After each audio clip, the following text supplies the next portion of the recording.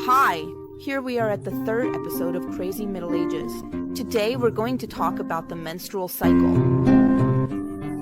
In the Middle Ages, women had fewer menstrual cycles than women today. This happened for three reasons. First, women reached menopause early, often before turning 40. Second, few women had regular cycles. Malnutrition and hard labor caused women to have very little body fat. Below a certain amount of body fat, the female reproductive system slows down and menstruation stops.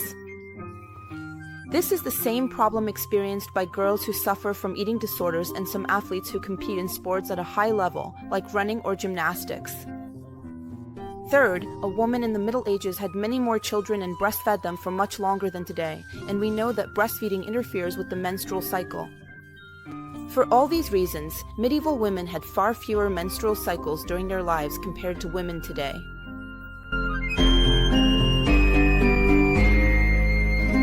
But what did they use for the bleeding? According to some sources, it is said that they did absolutely nothing. In other words, they let the natural and physiological event happen without even trying to contain the consequences, basically leaving drops of blood everywhere. In other sources, fortunately, there is mention of rags and cloths. When they had their period, medieval women managed the bleeding with makeshift pads or tampons. The pads were made out of rags. Cotton was preferred because it absorbed fluids better than its alternative, which was wool, since wool repels liquids and causes itching. Underwear wasn't popular yet, so women came up with ways to keep these primitive pads between their legs, like sewing special shorts similar to tights. Looking at the paintings and engravings from that time, it seems that underwear was a garment intended exclusively for men, because on the rare occasions when it appears on female figures, it's always in depictions of an upside-down world of values or of women of questionable reputation, like courtesans. This suggests a common mindset that considered it improper for respectable women to wear such garments. Underwear, but also pants, were, at least between the 1300s and 1400s, a clear and tangible symbol of masculinity.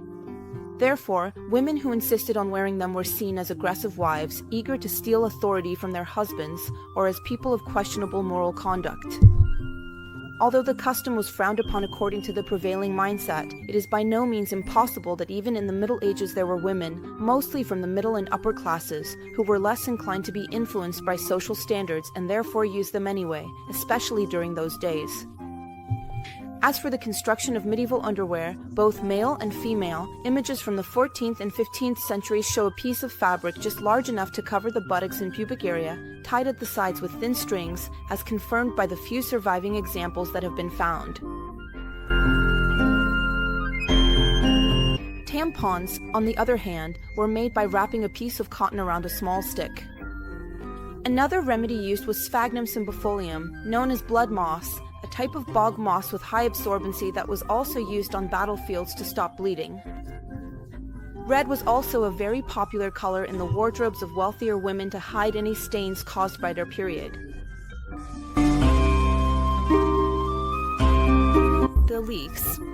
False beliefs and superstitions about menstruation and menstruating women were already widespread in the 5th century BC, when Democritus, perhaps the first, claimed in the Book of Antipathies that menstrual blood was toxic, a legend later picked up by Pliny and then by Arab physicians. In fact, in 65 AD, Pliny the Elder wrote, "Nothing is more remarkable than a woman's monthly flow. Contact with it turns wine into vinegar, fields touched by it become barren, seeds in gardens dry up, fruit falls from the trees, even bronze and iron are attacked by rust, and a terrible odor fills the air." The rhetoric against the supposed ritual impurity of women was continued by theologians in the Middle Ages. In the early Middle Ages, women were forbidden from entering church or taking part in church life during their menstrual cycle. Women after childbirth were also considered impure, and it was only in the 16th century that the purification ritual was transformed into a blessing ceremony for the mother and child.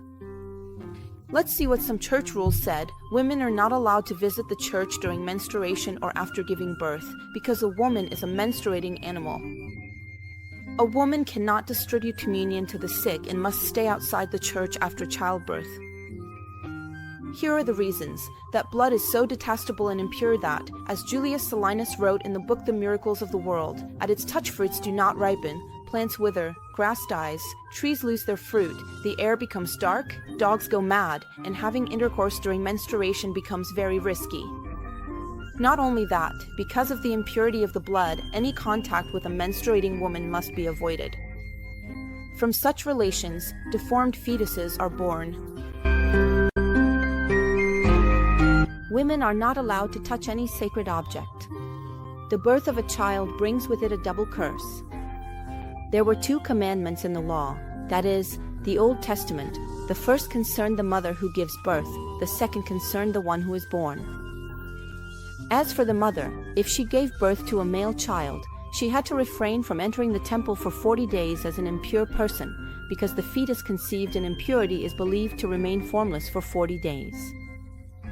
But if a female child was born, the period of time was doubled because of the menstrual blood that accompanies birth, which was considered particularly impure since, as Solinus states, fruits and herbs wither upon contact with it.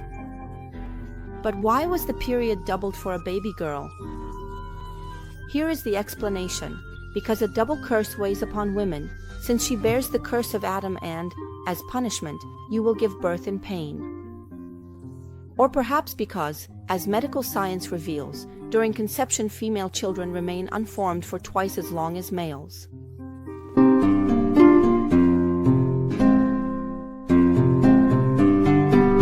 The supposed ritual impurity of women entered into church law, especially through the Decretum Gratiani of 1140, which became official church law in 1234 as a vital part of the Corpus Juris Canonici, remaining in force until 1916. Even though not all the rules are related to the menstrual cycle, I want to mention a few as examples of how women were regarded. A woman cannot distribute communion. A woman cannot teach or baptize.